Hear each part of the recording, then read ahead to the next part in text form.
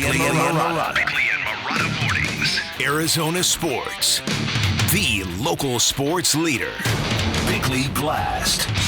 And then there were two. Devin Booker and DeAndre Ayton are the only Suns players left from a team that held a 2-0 lead in the 2021 NBA Finals. And for the record, both of those guys were the handiwork of Ryan McDonough, which means general manager James Jones has undone every one of his maneuvers that led us to the brink of a title. And yeah, if you haven't noticed, change is coming fast and furious on planet Orange. The Suns have reworked their roster to where they now have 11 guys on minimum deals. They've added another star in Bradley Beal and a key bench cog in Eric Gordon. They've ditched campaign. They've added the swooping potential of Bol Bol, and they've got an owner who is greenlighting every opportunity to improve his team no matter what the cost. I cannot think of a comp to what we are watching and what we are experiencing. A market that hasn't won a title in over 5 decades of existence,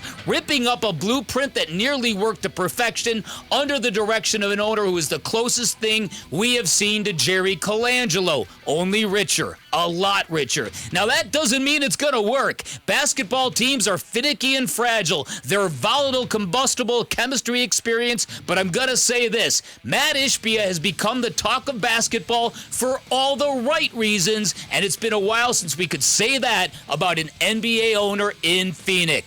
Our basketball team, another busy weekend, and yet DeAndre Ayton has not been traded. July 16 was the day we've all been watching. That's when DeAndre Ayton's veto power is gone. You think that matters? I mean, if it matters, that means maybe if it matters now, that means you think it may have mattered before. Right, and I don't know if I think that, but it was something to kind of remember, because I kind of agree with you. If there was something that was presented to DA that made sense, I'm not sure he'd really want to be here. In fact, I've been told he doesn't.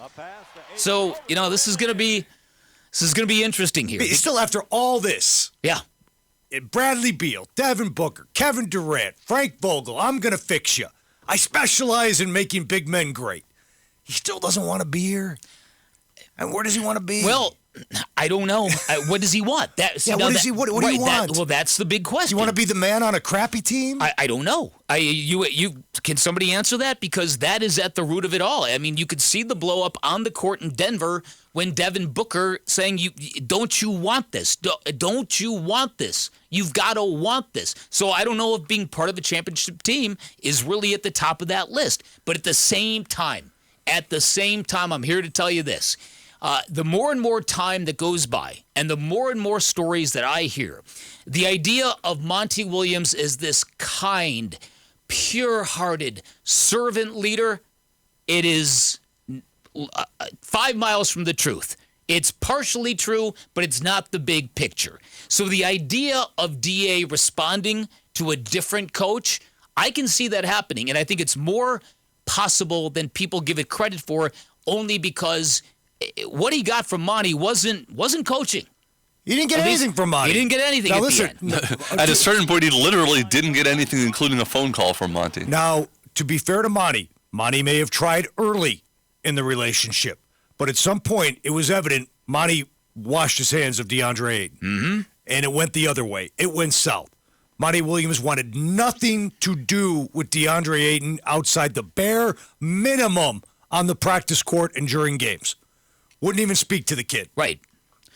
So if now you come in and you invest, you have a new voice and a new vibe and you've learned some tough lessons with him, can you piece this thing back together? I still have my doubts, Tim, but the more and more this team regenerates itself to the point where there's less and less of the old and all of this are kind of like new pieces, I think the more and more it's possible. Or the DeAndre Ayton trade is going to be the final piece here. Frank Vogel's already on record saying he's already begun the relationship with DeAndre Ayton. He's already talked to him. I mean, imagine that. Well, a coach building a relationship with a player who sorely needs it, by the way. Yeah, clearly, DeAndre Ayton, I know he's 25 now, and you can't keep calling him a kid. But anybody that has been around DeAndre Ayton, has dealt with DeAndre Ayton, has watched DeAndre Ayton, knows that this is a young man who still at this point in his career as a basketball player and as a person needs to mature. I'm sure DeAndre Ayton probably at times says to himself, I need to mature. It's a little disconcerting at times when you hear DeAndre Ayton talk about being dominating. Yeah. Like that sometimes he thinks he's arrived. Yeah. And he doesn't need to get better. Right. He needs to get better. He does. And sometimes I think that's where the maturity issues need. He needs to realize he needs to get better.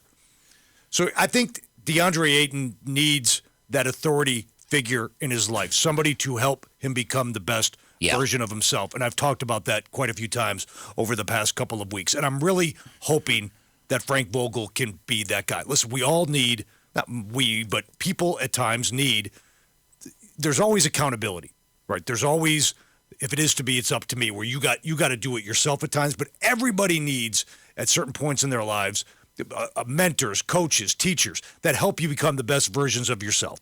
And DeAndre Ayton clearly needs help in that regard. And I'm hoping Frank Vogel can get more out of him and the most out of him that Monty Williams gave up trying to do. But the first thing is you have to convince DeAndre Ayton that he could be the best version of himself when he's essentially not going to get any plays run for him anymore.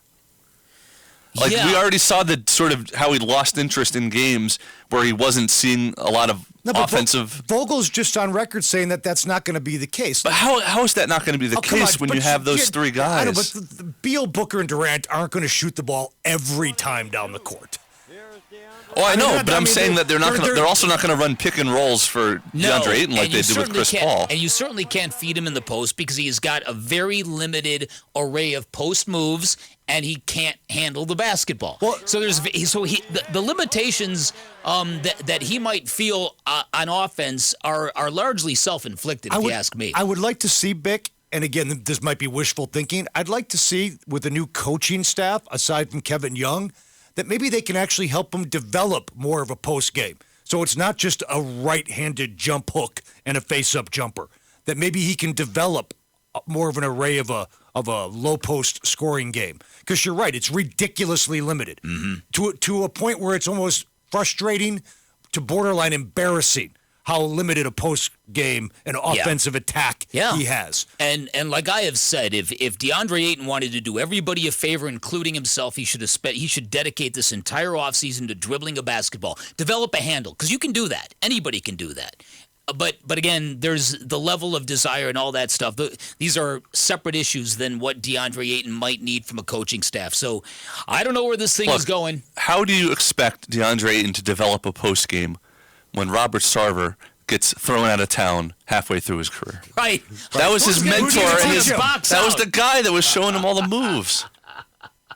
What's Kevin McHale doing? Can they just hire Kevin McHale to teach him an up and under and a drop step and all that garbage down low and that craftiness?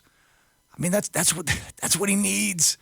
That's what he needs. Just please, it's not that hard. All right, football season is just